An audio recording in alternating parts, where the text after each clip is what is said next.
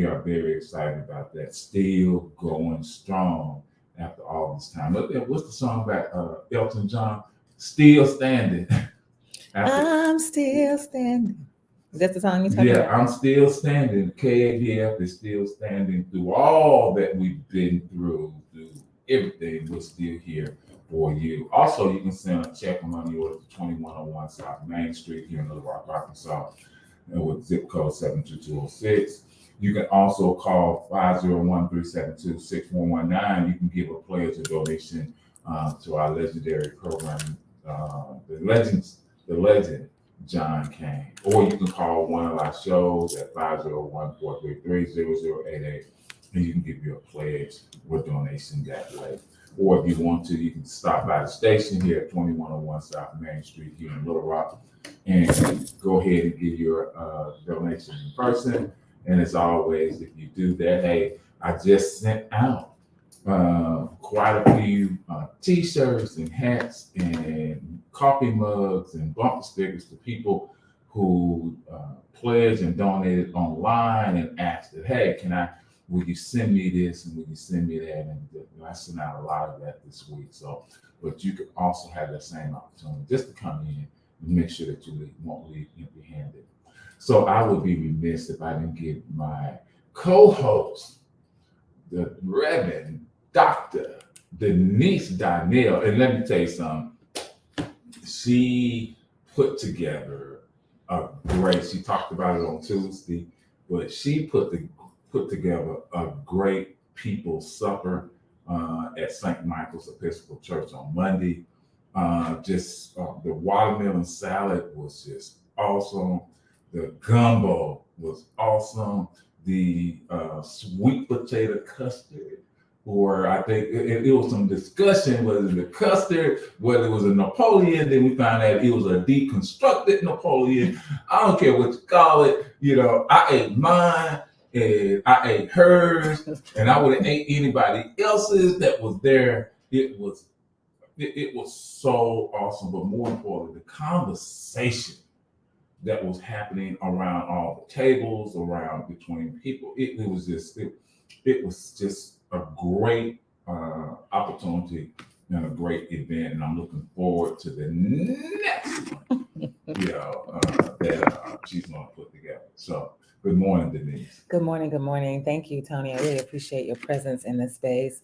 Yes, we are already talking about how successful it was and how do we move forward? How do we have more people's suppers? How do we continue the conversation with those who showed up at this first people's supper? So we are already in conversation. So if you missed this one, don't worry. You will have an opportunity to attend another one very, very soon. We are excited about the work that's going to be done as we build on this conversation about food apartheid and food deserts, food insecurity in our midst.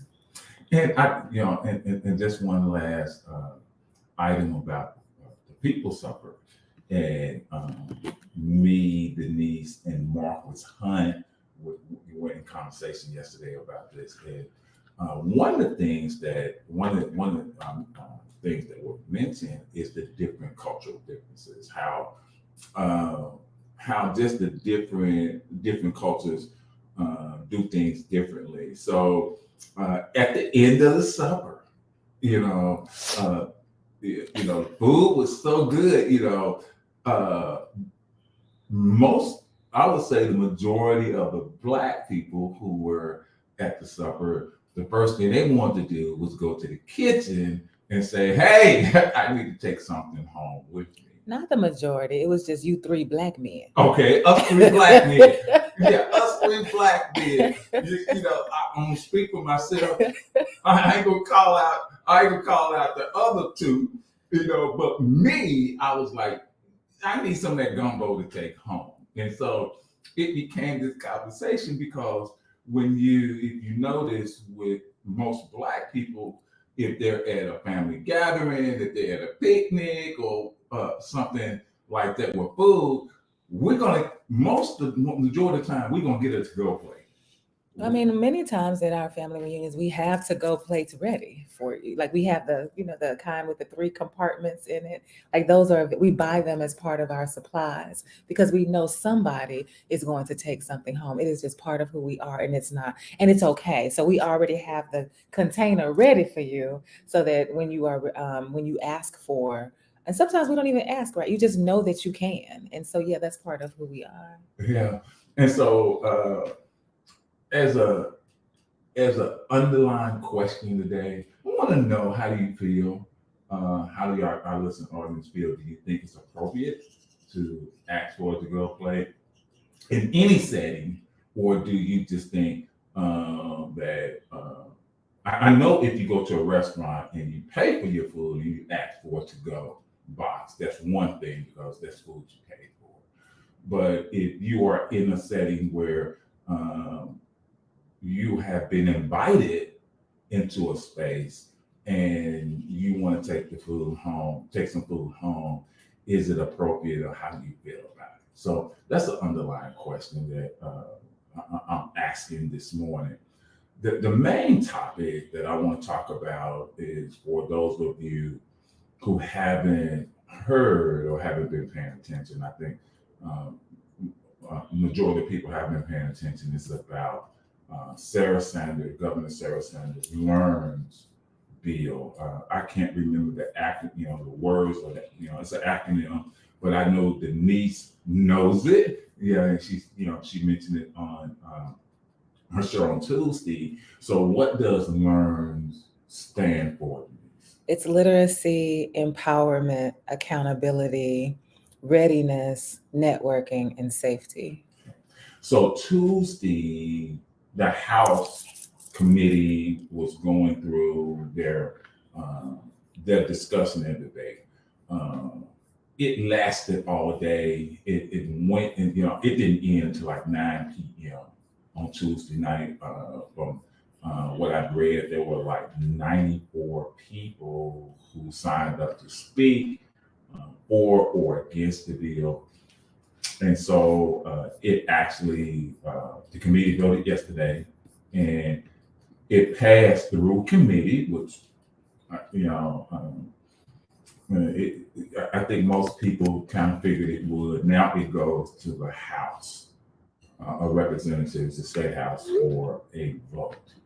This morning I was reading where a group of Central High students, parents, and uh, employees and former students also sent a letter to Governor Sanders saying that this bill would desegregate, would usher in a new era of desegregation. Wait, desegregation? Segregation into the state of Arkansas. And so my question this morning is, how do you feel about this new education bill? What are your questions, your thoughts on it? What do you believe this bill is going to do? And there's so many different components to this bill. Most legislators would agree that the bill is being rushed through, and so many parts of it. It's a 144-page bill, and even one legislator who approved it, who voted for it, said that it's so much I haven't had time to really look at it, but I'm voting for it. And I'm like, so what does that mean? You mean you haven't had time to break it down, to find questions you need to ask, to see how it's going to affect so many people and so many children, but you're going to vote for it anyway. Which lets me know that really you just don't, you really don't care. You just. I want to speak to that, but first, Rick has answered your first question. Your first question was about the appropriateness of taking food home when you go to an event. So here's what Rick says. We waste more food than any country in the world. If you don't take it, it is food waste. And we in a food desert. No, we just wasteful as the whites or worse. Look at our habits compared to 30 years ago. So that's one answer to your question about the appropriateness of food, taking food home. And then Lowe says Central High is not a sacred cow. So we're talking about what's happening if they're going to, it's going to usher in a new era of segregation at Central High. It would be happening not just there. It would be happening in other places as well. So I wanted to get those two comments in for your two questions the two topics that you have on the table right now. Okay. But I also wanted to address what you just said about legislators during the session, whether or not they have had the opportunity to read through uh, deeply and critically the information, the legislation that's before them. And it is true that Sarah Huckabee Sanders is pushing this through. This is not something that happens. This is a normal thing. This is a common tactic that many legislators use on both sides. And so that is one thing that happens. It is also true that generally speaking, it's so many bills that come through the legislature during a session that most times they have not read it. Most times they haven't had enough time to sit with it, because many of the legislators also work other jobs during the day. And so there's just not enough time in the day for them to read all of what's coming before them. And so, yes, it begs the question, like, how knowledgeable are you when you are making decisions on behalf of the people? And if you cannot give yourself over to the space to make sure that you have taken the time to read, if you're not strong enough to stop and say, whoa, I can't vote on this until I learn more, then what are we really doing in the legislature? And I would posit that what we're doing is the legislature itself, the session, is just a farce. You've already decided before the legislature convenes, you've already decided in the back door what you're going to do and what you're not going to do. And that's what we see. We see that you've already got your mind made up. And that's what happens, like when the Black Caucus goes to the governor or any legislator, and they say, well, we invited you to the table. You invited me just as a show. It was perfunctory that you extended this invitation. Actually, it doesn't matter what we say in here because your mind was made up a long time ago. Okay. Now, caller, I'm gonna let you in now. Remember, just go ahead and start talking. Okay, caller, just go ahead and start talking.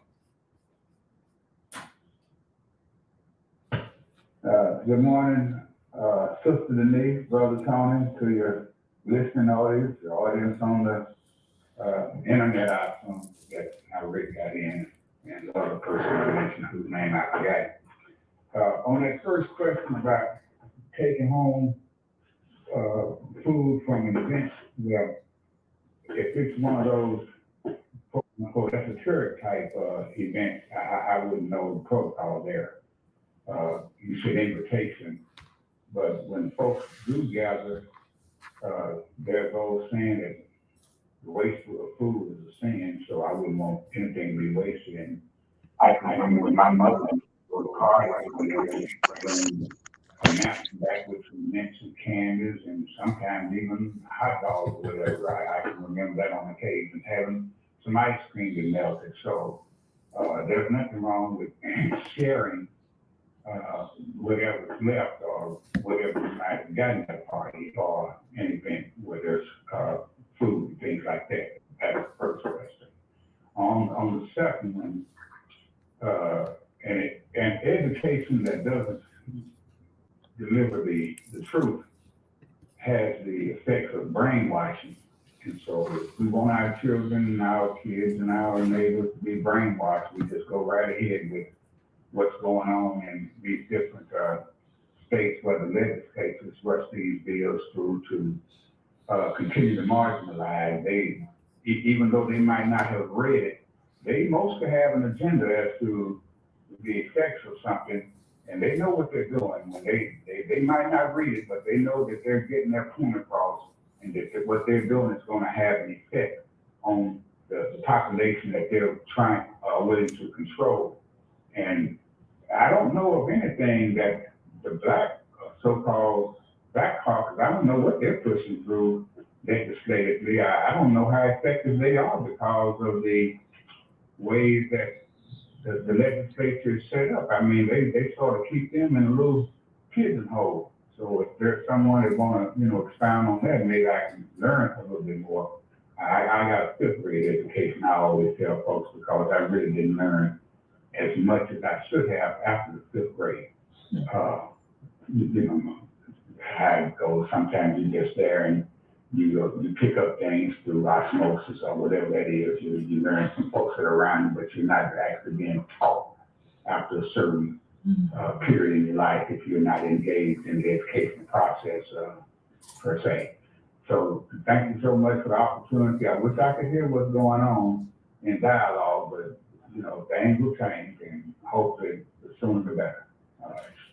So stay blessed, and I appreciate all that you're doing, Sister Denise, Brother Tony, those who participate by listening and calling in.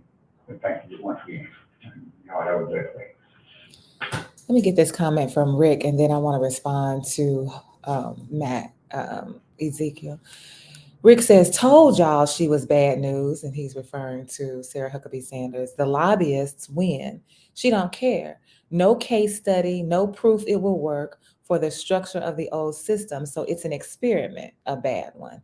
So he's talking about the LEARNS bill that we mentioned a few minutes ago. LEARNS, again, is an acronym for literacy, empowerment, accountability, readiness, networking, and safety.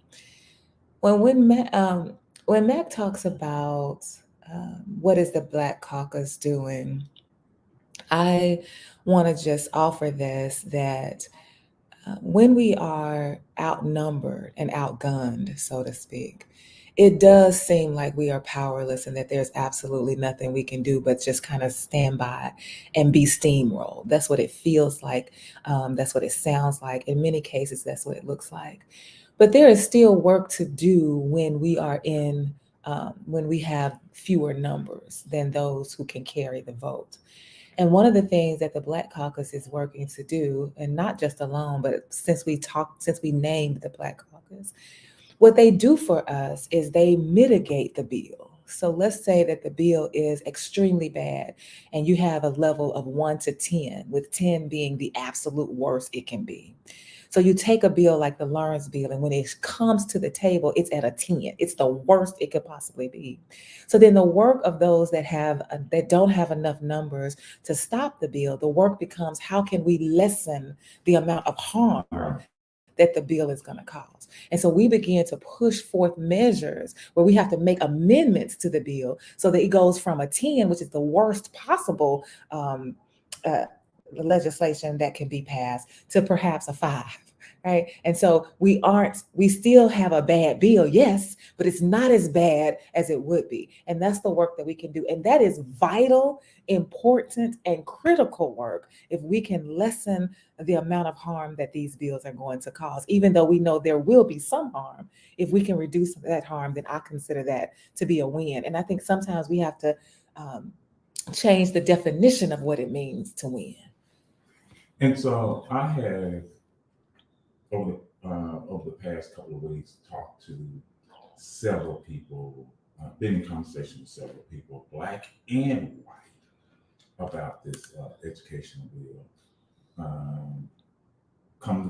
In these conversations, just as many, that there's a lot of Black people who want the bill, who agree with the bill, who think, who feel it's going to be great for them. And and then I've been in conversation with white parents and white educators who are like, no, it's going to be terrible. But the majority of people I have talked to overall favor this bill. And they're looking at two things. The caveat to this bill is $50,000 starting pay for all teachers in the state, and vouchers.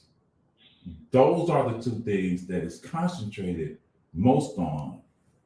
But when you start, and Denise, when you start talking about trying to mitigate it from a bad bill to one that won't hurt as much, some of those things, and I know the Arkansas Black Caucus and other organizations are looking at it and seeing the future of this bill and saying, "Oh no, this is going to be detrimental to so many people." One of the things, there's no in the bill, there's nothing that states who's going to be in charge of the voucher program. There's no entity that's in the bill that says that we're going to control the vouchers. Because what's going to happen, and we know these vouchers are going to be, we know the people that are going to run for these vouchers quicker than anybody else, and that's going to be middle white parents who want their children in private school. What's going to happen when they're talking about it's going to be open for all students, but they're talking about only 14,000 vouchers are going to be available? Well, if you open it for all students in the state and you're only going to have 14,000, that means that opens the door for corruption. If you think about what happened with the college scandal, where you had rich people paying for their children to get into these schools through these different means. Also, what happens? There's nothing to say that you're going to give this money and it's only like $7,000. Well, what Per if student. per student? Well, what if a private school says that we charge $10,000 per year, per semester, however they want to do it, So if I am a Black parent that I don't have resources to, I really don't have the resources to already, I'm struggling already, I get the voucher, I send my child to this private school, and the private school says, you still owe us $3,000. How do I come up with that money? Is the state going to give me more money? Education probably give me more money so that my child can stay here. No, they're not going to give you any more money. No. And what happens if I get in that private school, which has different rules, different standards, and they say, hey, you can't function, or maybe this is not the place for you. And you leave that public school, that private school, and now I have to go back to public school because public school have to accept my child. Does that money go back to the public school? No. Or what happens if I'm homeschooling? I get the money and all of a sudden say, hey, you know what? I can't homeschool my child. And now I send my child to public school because the public schools have to take their child. Do I keep the money that I was given as a homeschooler, or do I get that money back? Depends on the date. Yeah. If after that date, I send my child back to public school, I get to keep that money. So it is so many things that's not being discussed about this bill. But the one thing I can tell you that even if you don't discuss it, and I think Denise, you would agree with me, this is about money. It's about making money to me, it's lining the pockets of private institutions. It's lining the pockets of certain entities. But what it's going to also do, it will weaken public schools. It will basically destroy them. And you're going to end up where the schools that need the most help, which are inner city schools, are going to suffer.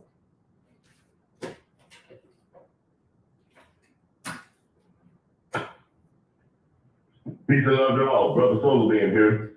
Now, it goes back to Tuesday's show when we were talking about war. Now, this is another intellectual war. Now, what this does, it helps maintain, expand, and refine the practice of white supremacy. Now, sometimes we'll look at, we always say the white people and the racists.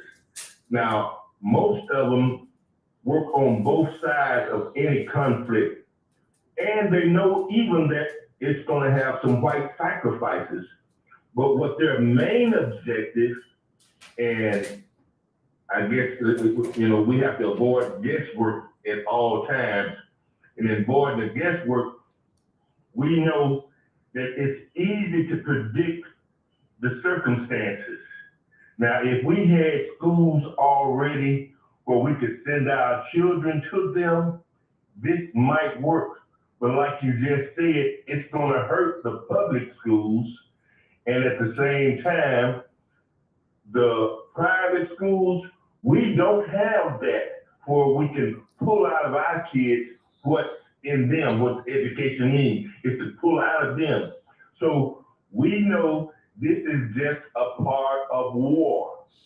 What we call ourselves the conquered or prisoners of war. Now, as prisoners of war, we just have to keep on keeping on. But this is just another part of their way of expanding and refining their practices.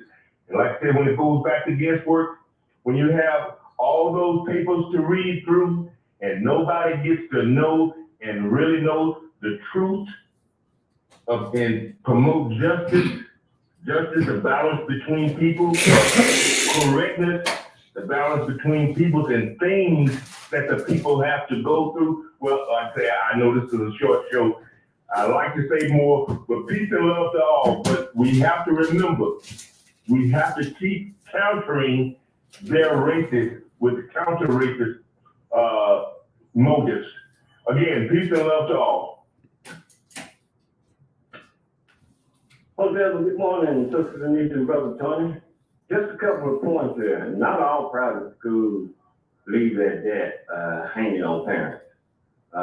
Some private schools have philanthropic scholarships to offset that cost. So we can't lump all of them into the same boat because there are some out there. Let's not be, disingenuous. There are bad public schools, and there are some public schools that the administration for years that haven't tried to do anything about. So what do we do about those kids and those parents, okay? Well, the system won't allow them to do it. And third point is, we've got all these historically black colleges, and as long as charter schools has been around, why haven't they created their own school system? We sit back and complain about what's not available. Well, we have the opportunity to make that available for our kids. Okay, there's nothing stopping Baptist Short of Atlanta from creating their own charter schools with the input from our community. So, like I always like to say, there's more than one way to skin a cat. And I'm not talking about the political kind, but we've got to be more intuitive and more in depth in how we're going to address the needs that we need to do. With that, peace and blessings, y'all. Let me get these two comments in from Rick. The first one says, we are below number 45 in education. Why are we not teaching what the top 10 states teach? Because the powers know our eyes will be open to success in this state. And the other comment is there should be qualified tests for teachers. Everyone that has been teaching 10 years. Most teachers are not trained for today's teaching, but our state is low income and free lunch and no Wi-Fi in rural areas. B schools are not taught AA schooling, and private schools have more access to money for bigger schools that are private. So I wanted to go back and say something about I think it was Mac talking about going back to what's in the bill and whether or not they have an opportunity to read what's in the bill. And you were talking about they're going to pass it anyway, those kinds of things. Many of the questions for those legislators who do take the time, who do stay up all night to try to read through so they can be ready for their questions and to pose amendments. Many times what we find out when we're watching the conversation unfold is that the very ones who are leading the bill, like Breanne Davis, there were questions that couldn't be answered because they weren't in the bill. The bill itself did not address the question. And so when you said who's going to Who's going to lead the voucher system? That wasn't in the bill. They haven't decided. They don't know. So when we talk about them pushing through these bills, many of them are half baked on Right. their face. They Right. don't have the necessary details that we need. They can't. The bill does not answer the question. And so it's like we try to build a bridge while we're walking across it. But again, they already know what the other side, what's on the other side of the bridge, even though they don't have a pathway, because Solar Beam alluded to it.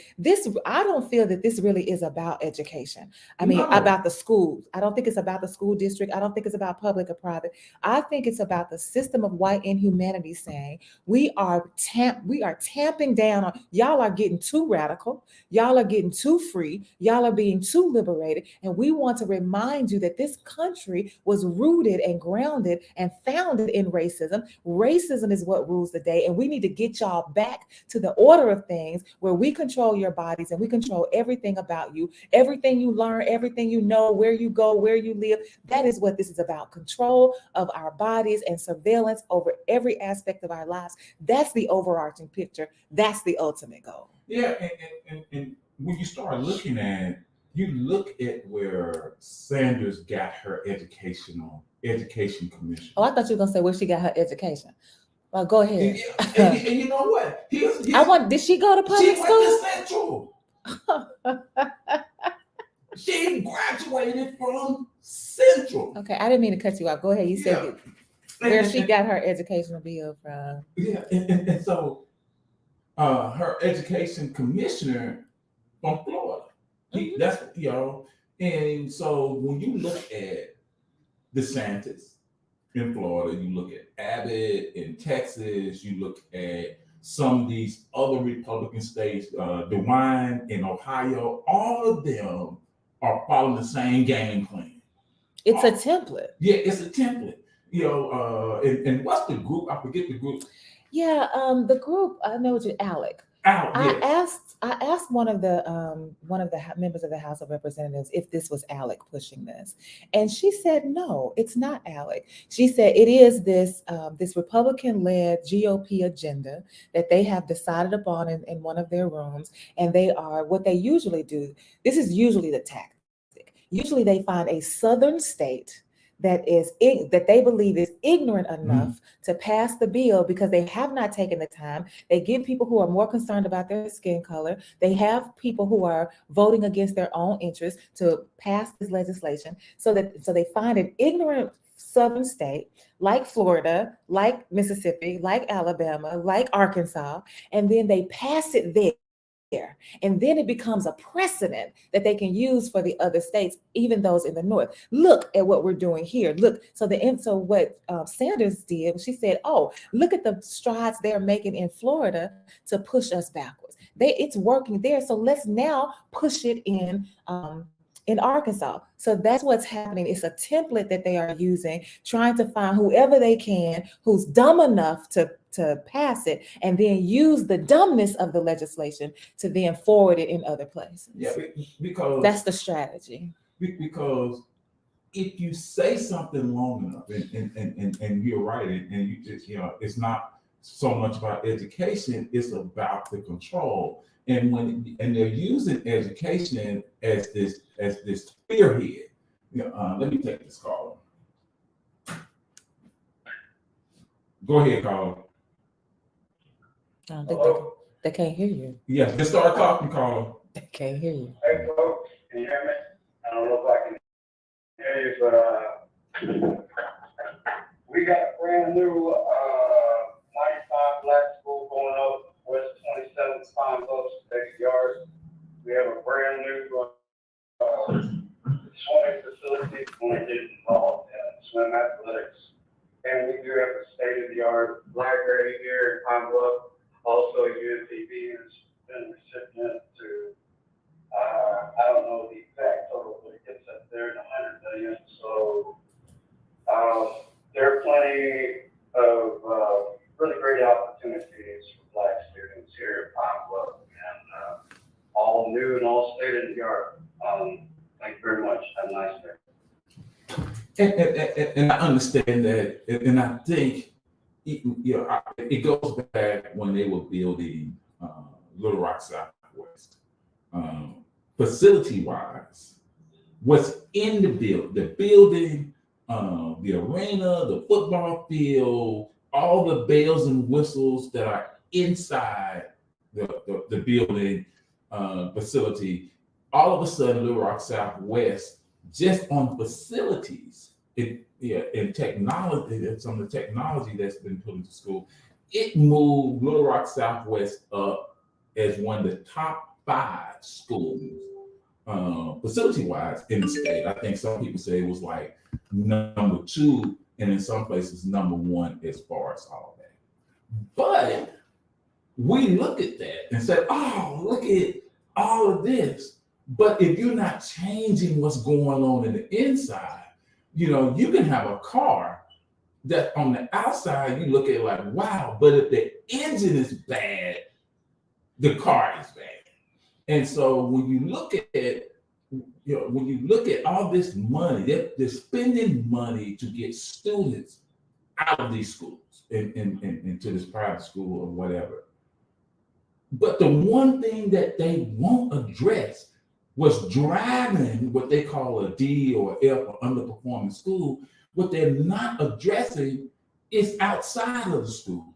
They're not addressing affordable housing. They're not addressing food apartheid and food deserts. They're not addressing mental illness. They're not addressing the social problems, the social issues of students. They're not addressing any of that. And so it does not matter. And that's what I mean.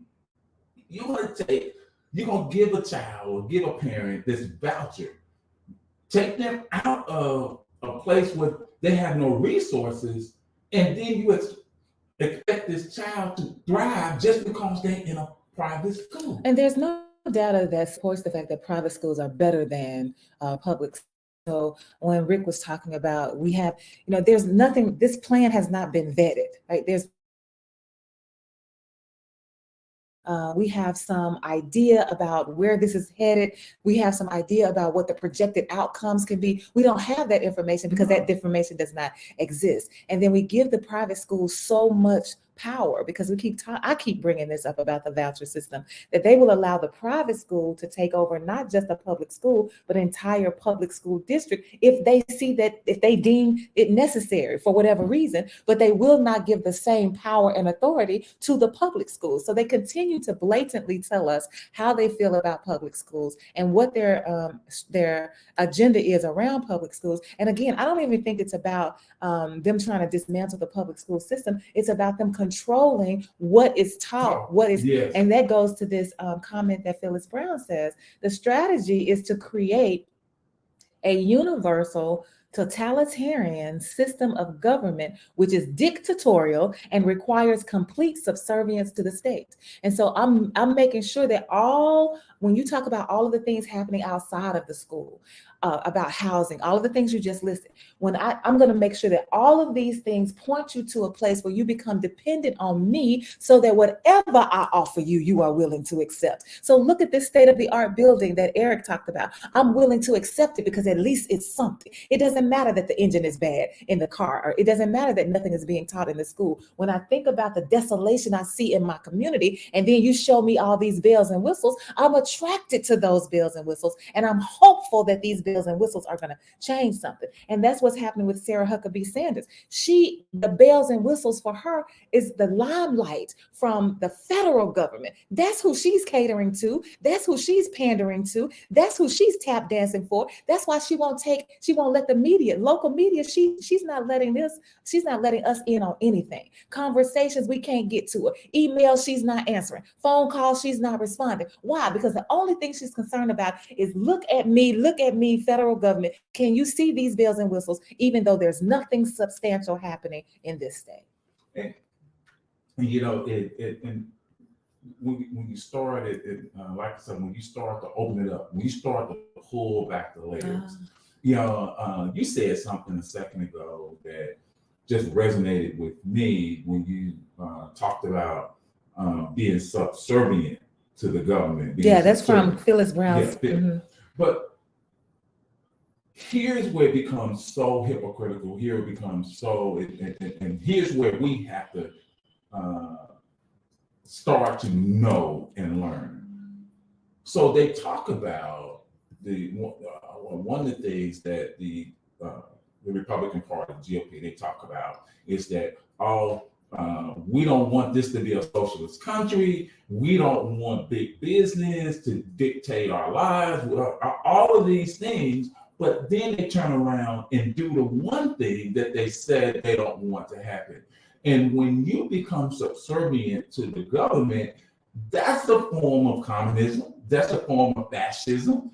That's it. And when you start mentioning that, no, that's on the left. That's what the left want. The left, and their woke culture. Well, once I wake up and I see what you're doing, that's what you're really afraid of. You want to shut the progressive, the liberals, the left down because the left is opening the eyes of so many different people, and it threatens what you want, which is that servitude, that servitude to me, the government. And so it goes back to what Mark was the song that he introduced me to when we introduced on the show about going through your phone. You don't want me to go through your phone because you don't want me to find what you're trying to hide from me, because I know you up to something. I can feel it in my body. I can see it in my face. I know the realities, and you don't want me to find out because I'm going to call you on it, and you don't want to be called out on it. I do want to get these comments in from, and I've been forgetting to put them on the screen, but I remember it now. This comment from Rick says, and we're talking about Sarah Huckabee Sanders, she said she was going to do it. She said she would bring back Arkansas values. Blacks have never been valued here. Both of you moved here. Just imagine if you went to school here or grew up here. Would you be on KBF? If you lived here all of your life, you know in the history of this state, things work against us. We've been fighting their game. And that's just keeping it 100. So that's from Rick. This other comment is from Lo. Lo says, when you talk about all of the things that the students of the school are experiencing outside of the school that's contributing to what's happening on the inside, Lo says the school's reply would be that those are not their problems. Right? That it's not. I can't fix house. That's not my job. It's not my job to fix transportation. I'm in here trying to work with these students and to educate them. And then here's one more comment for right now. Today's show needs to be, this is from Rick, today's show needs to be national news. Our governor ignoring the people of her state. Put her out there. Yeah, they're putting her on blast. Rick, I've been reading articles about it. People are right. And so then here's Phyllis Brown. Right. The school analogy is perfect. Building state-of-the-art schools is not an indicator of progress. Orville Faubus closed schools in 1958 and used vouchers for white students. Rick is on point this morning. Yeah, and so another thing it goes to is that if you don't, what they've been trying to do with education is put a Band-Aid on the issues, on the outside issues. But I'm going to keep saying this. It's not what they're trying to do. As it relates to education, they have never been invested in Black children being educated in this. Never have they been. And they continue to prove that time and time again. So this goes back to Lowell's question. Why can't Black folks, historically Black colleges and universities right here among us, he named Shorter. Who else did he name? We got Shorter, we got Philander, we got Arkansas Baptist, we got these schools. Why aren't we? Why won't we raise up and say, I'm going to use the system that you put in place for your people. I can use that very same system to create something that works for my people. It goes back to a conversation we had the other day, is that this idea of hope or this idea of belief that, I believe that you're going to do something for me. I believe you're going to give me something. I believe that you're going to make this better. And as long as I give you little tidbits that make you feel good at the moment, the minute you rise up and I say, okay, listen, I understand what you're going, I understand what you're saying. This is what we're going to do. We're going to build your new school. Oh, okay. Instead of saying, you know what? We don't need you to build us a new school. We have, the money that right now with these vouchers or right now with the charter schools, you know what? we have that same opportunity to create our own schools, but we have to rise up and do it and not quit this idea and this hope that you're going to do something for me. And like you said a second ago, when are we going to wake up and realize you're not trying to do anything that's going to benefit Black bodies? Because here's what Phyllis Brown says right here. There is not a Band-Aid because they ain't trying to stop the bleeding. No. So again, and I just wanted to be real quick about, this is Plessy versus Ferguson again. And that's when they said it was not unconstitutional as long as everything was separate but equal. But we know that they are not going to be equal with us if we even went to our own schools. So this is another, like I say, this is back to war. This is this. Anyway, they want to refine their system. But this Plessy versus Ferguson, it seems like everything that they throwed off back in the past is coming right back up in the future. Peace and love to all.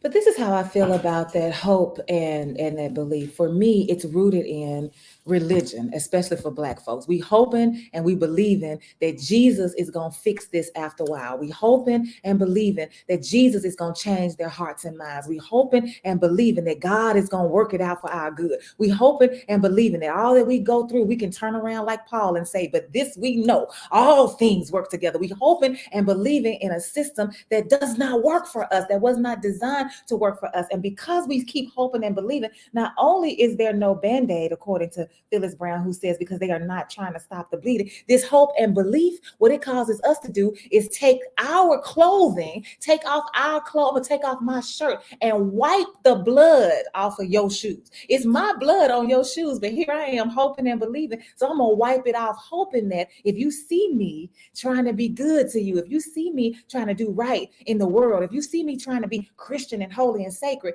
finally you will work on my behalf. And that hope and that belief is continuing to kill us.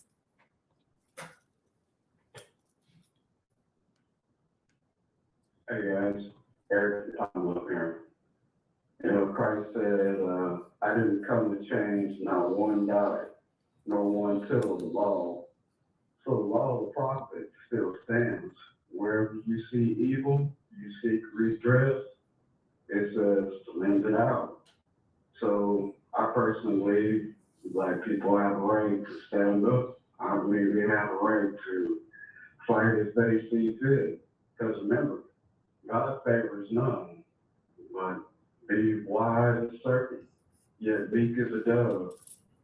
And if you can find time for peace, find time for peace. But if you choose to wage war, remember what the prophet said. Thank you very much. And here we go again. You're rooting all of this in Christianity, but as Black people, the religion of our ancestors is older than that. We don't know what we worship a God that's different from all that Eric just preached, all that Eric just spoke, all that Eric just quoted. And that's what we keep hearing time and time again in church. But when are we going to step back as Black people and say, wait a minute? This same religion, where did it come from? How did we get it? How was it used? It's continually being weaponized against us, and we continually suck up to it. And here's Low on here right now saying, free your mind and the rest will follow. We've got to free our theological minds and our spiritual minds so that we begin to focus on something other than this Jesus that we've been taught. Because what we've been indoctrinated to believe does not serve us, people. It does not serve us. So all this quoting that we doing keeps us in bondage. Here's Rick. If the bundle is many, it cannot be broken. They single us out to be easily broken. If we all bundle across the state, Pine Bluff, West Memphis, Little Rock, all Black schools, confront Sarah Huckabee. She has to act. Laughing out loud. She graduated an integrated school. The one stick, no bundle. Okay, so he's calling us to be unified, to work together instead of being individualists in this moment, because it would be better if we were working in conjunction, in collaboration, and as a collective. I can get with that. The one thing, and going back to what I said earlier about conversations I've been having with people, So many people, black and white, but a lot of black people, they fall for the okie doke because they think it's going to benefit them. They think it's going to benefit them. You dangle money in front of us and we lose our mind. Lose our minds. Same thing with white people, poor white people. You dangle whiteness in front of them.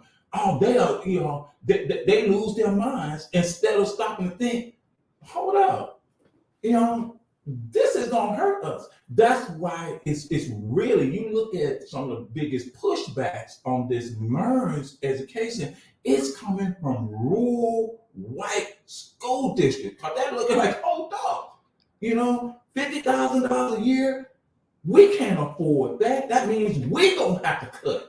We're gonna have to cut athletics. We're gonna have to cut band. We can't facilitate that, or what they're looking And then when they're not able to facilitate it, then the private school is gonna say, you're not a fit school, so we're gonna take you over. Yes, or if you're gonna give vouchers, just say you're in a school that has, because by law, if you have a school that falls under 350 students, it can be consolidated or taken over. So you got a private school, a private Christian school in this rural city that you got students leaving the public school going on there. Now that private school can say, you know what, they just fell below the 350 student threshold, so we want to take it over. And so when you talk about a private school that is attached to a church, then that's where it then becomes a parochial school. So that's when we use the word parochial. And then if it's a parochial school, that means that I'm going to indoctrinate my students. You're going to have to take these classes about the Bible. You're going to have to take these. We're going to have worship or chapel. You're going to have. It's going to be mandated. And that goes right back to what we're saying, that this is not about education. This is not about the school district. This is about ushering in a new iteration of white inhumanity right before our very eyes. And many of us are just standing by watching it happen. And some of us don't realize it because we are still asleep. So we got two things to do. We got to fight because we are at war. And so we got to fight, and we got to wake people up. I don't care how hard it is. We got to keep fighting to wake people up. And it's so amazing when I meet people who are complaining about some bill, some law that has been passed, and all of a sudden they're confronted with it, and the person is, when did they do this? And you're like, they've been talking about this for the longest. What do you mean? Oh, I ain't heard about it. Now they're mad. And the first thing they do, they'll look at me. Well, you the activist, you need to go down there and you need to get this, change this bill and change this law. And I look at it like, now you want to fight, but you don't want to fight. You want me to fight. You want to stay complicit, because this comment from Phyllis Brown makes me think about this. She said, and athletics takes precedent over education. And when you talk about how people say, I don't know what's going on, I bet you know when the Super Bowl is. I bet you know that. I bet you know. I bet you know when the Razorbacks play. I bet you know that. I bet you will go up, drive all the way up to Fayetteville, be a part of 80,000 people screaming whether they win or whether they lose, and then turn around and write a check to the university athletic department. But you won't go to a public school that your child goes to. Maybe you show up for a game, maybe you don't. What if your child is not in a sport or the band? But you will not volunteer at the school. You will not write a check to the school. You will not do anything for the school, and then turn around and complain. Oh, okay, we got to get out of here. Gotta get out of here. Hey, want to thank you. Sorry, caller, can't get back to you, but just want to thank everybody for calling and thank everybody for the comments. Any last thing you want to say to me? The one thing I do want to let people know, please get involved. Call your legislators. Let them know how you feel.